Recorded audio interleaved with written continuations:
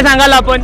खऱ्या अर्थानं आज मुक्ताईनगर विधानसभा मतदारसंघाची सर्व जनता छत्रपती शिवाजी महाराजांचा पुतळा या ठिकाणी बसल्यामुळे आनंदमय वातावरण झालेलं आहे। या ठिकाणी सर्व युवक उपस्थित आहे, माता भगिनी उपस्थित आहे आणि छत्रपती शिवरायांचे सर्व भक्त या ठिकाणी उपस्थित राहिले आणि सर्वांना आनंदमय सोहळा इथे संपन्न झालेला आहे।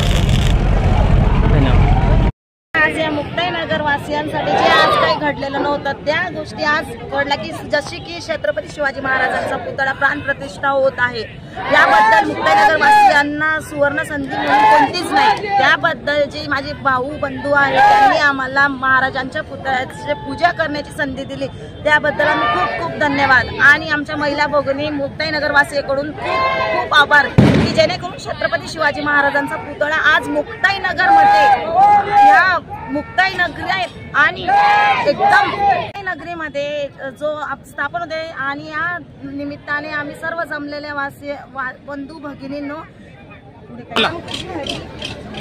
कीर्तनकार हरिभक्तपरायण दुर्गाताई संतोष मराठे आज मुक्ताईनगरमध्ये जो सुवर्णक्षण आम्ही पाहत आहोत, तुकोबारायांच्या भाषेत जर म्हणायचं झालं तर आधी सोनियाचा दिन वर्ष अमृताचा गणू, संतांची जयंती देवाची जयंती संतांच्या केल्या पाहिजे। पण जे हिंदुत्वासाठी झटले, ज्यांनी हिंदुत्वासाठी जागरूक होऊन आणि सर्वांचा सन्मान, स्त्रियांचा जो सन्मान त्यांच्या मनात आदरभाव आहे आणि होता आणि त्यांच्या वागणुकीचा आपण शिकत होतो, असे छत्रपती शिवराय यांचा आज या ठिकाणी मुक्ताईनगरमध्ये